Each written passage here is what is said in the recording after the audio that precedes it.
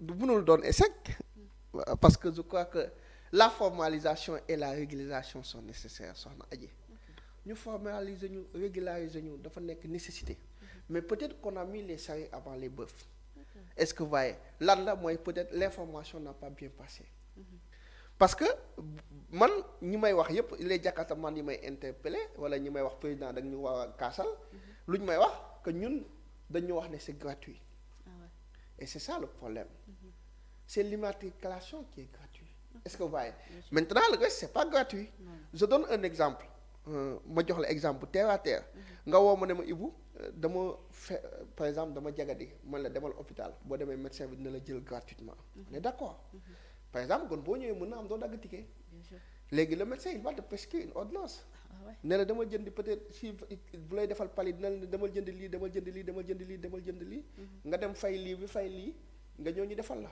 donc c'est ça le problème c'est que pour qu'il y ait cette immatriculation pour qu'il y ait cette formalisation cette régularisation il y a un tas de dossiers à chercher un processus à faire et c'est ce qui est normal maintenant nag la manière dont ça a été communiqué dans le gouvernement c'est ce qui a fait l'erreur moi on pouvait leur dire que allez chercher tel papier et tel papier et venez on va vous régulariser on va vous formaliser léegi ñoom bu ñu demee wuute ñu ne leen CMC laa am kese ñu ne lii ngay fay carte grise lan la lii lay fay lii assurance lii lay fay mu ut papier ba ñëw service des mines ngeen defal ko gratuitement mu dem yoonam mais boo nee dans le communiqué par exemple ñi jàllale les informations surtout xam nga nous sommes dans un monde digital nga xam ne ku nekk day yàkkamti véhiculer un message wane ne c'est gratuit donc dañuy taal seen moto yi dem pour ñoom ñu jox leen yépp maintenant aussi il faudra étudier la morphologie de nos sociétés un Jakartaman de Kédougou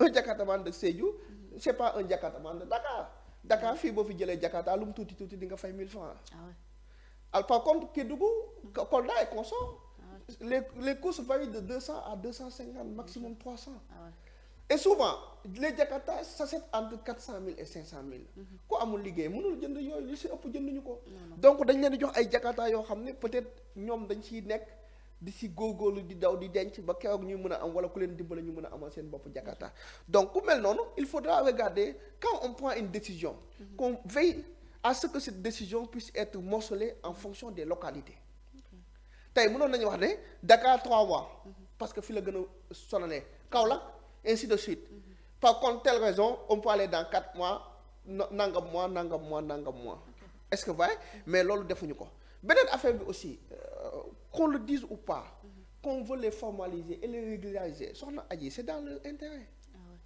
si seen intérêt la parce que il doit y avoir une rupture c'est énorme la rupture dama ko wax c'est amer mënul nekkul yomb mais il faut qu'il y ait une rupture vis-à-vis de nos attitudes attitudes yi ñu am Sénégalais yi dañ ci war a am rupture.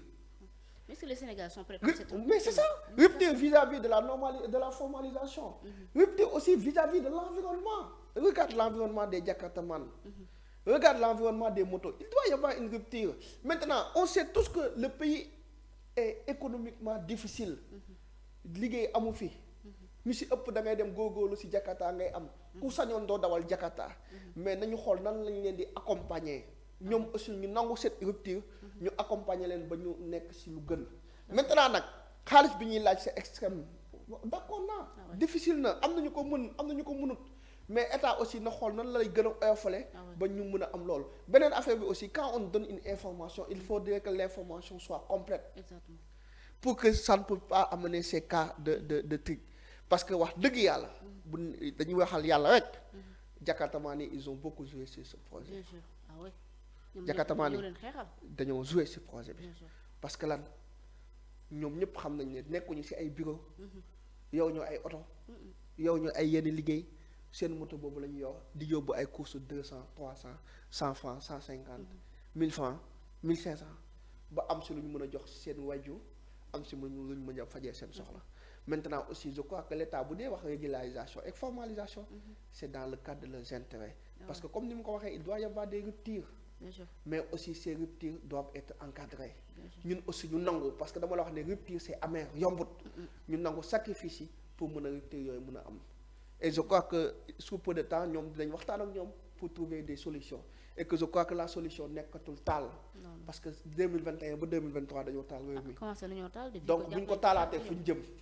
nañu jéem a waxtaan. di privilégier le dialogue et que nos autorités soient ouvertes. ouvertes autant pour moi. di déglu nit yi di diisoo ñoom pour mun à chaque fois bu ñu jëlee une décision mu nekk une décision collective parce que souvent dañuy gis ay jaxasoo gis nga ce qui s'était passé avec les marchands ambulants. ñii génn yëguñu ko ñii génn ñii ñoo ko wax. tey gis nga jakatamaan ñu ne lii waxuñu ko donc trop cette mauvaise communication tue la communication parce que elle devient une communication mensongère. Et lorsque la communication devient une communication mensongère elle n'aura plus d'interlocuteur. Et su boobaa interlocuteur bi day xool lu ko neex mu jëlee ko comme information et je crois que loolu nekkul dynamique bu mën a jëmale réew mi sur lu positif. Donc encore une fois j'appelle mes frères jakatamaan ñu xool encore une fois décision bi nan lañ ciy waxtaanee ñu bañ a taal dem ci autorité waxtaan ak ñoom ñu xool nan lañ koy différer dans le temps ñu xool aussi li nga xam ne état mën na ko jël gratuit mu jëlale leen ko gratuit. ah ouais c'est la meilleure solution quand même mais boo xoolee ci la majeure partie des jeunes koo ci interroger li mu lay wax mu ni Ousmane Sonko daf ñu trahir waxuñu woon lii le projet nangam ak nangam mais tey jeunesse bi day mel ni actuellement dañoo bëgg a daal di sombre wala boog changer wu dem ci leneen loo nga xamante si amaana xëy na moom la leen Sonko doon tere muy mbënd mi ak yeneen ak yeneen. waaw xam nga lépp loo gis rek ci cosaan bala Sonko nous a promis que bu ñëwee réew mi dina changer. que dina am rupture. que jafe-jafe yi ngeen di dund yépp dina deñ léegi nag ñëpp bokkuñu niveau d'information. am na koo xam ne jàpp na ne Sonko bu faloo tey problème bi yëpp fa wàññeeku tey. mais yow jàppee woo ko noonu man jàppee wuñ ko noonu parce que ku si nekk am na niveau boo xam si ni àdduna ni muy doxee. et je crois que Sonko même bu bëggee loolu. le président bëgg loolu l'ensemble du gouvernement bëgg loolu te peuple bi àndu si mënul am. comme ni ma ko waxee encore une fois soxna Adji la rupture elle est amère. yombut lu wex la. parce que day nekk loo xam ne day laaj nécessité de sacrifice de tout un Sénégalais. chaque Sénégalais lu mu tuuti di nga sacrifier wu lu mot 10 wala 50% pour que rupture boobu ñun ñëpp ñu mun ko am des points de vue collectifs. donc encore une fois nañu patience rek te xam ne porte njort naa ne le premier ministre. c'est une personne qui est là pour leur intérêt. dina leen défendre pour comme ni mu ko doon defee. maintenant il était dans l'opposition c'est plus facile. Maintenant l'exercice du pouvoir c'est une difficulté. Ça c'est fait da ngay wax rek ñuy tàccu fii nag wax bi day changer. wax ji day nekk jëf. te wax dëgg yàlla wax nañ ko yàlla du fay wax bàyyi jëf. non donc loolu day wane ne rek jëf a gën a jafe. exact moo gën a jafe de ñu ngi leen di xaar ci sûrement ci jëf ji rawatina ci jeunesse bi au vu ñoom ñuy toggee ci bopp réew mi mu nekk ay mbir yoo xamante ni si nañu dañoo sacrifier seen bopp ñi ñàkk ci seen bakkan ñi ñàkk seen liggéey ñii ñu amputé leen ci loolu lépp nekk ay jafe-jafe yoo xamante ni jeunesse bi dund na ko kon ñi nga xam ne ñoo di les tenants du pouvoir war nañoo bàyyi xel baax a baax ñi nga xamante ni si ñoo ci ndaw ji vu que gis nañu le taux du chômage actuellement dafa yokk de 20,3%. effectivement c'est grave. c'est excessif quand même. waaw bon xam nga chaque année. il y a 320 000 demandeurs d'emploi au Sénégal 320 000 chaque année.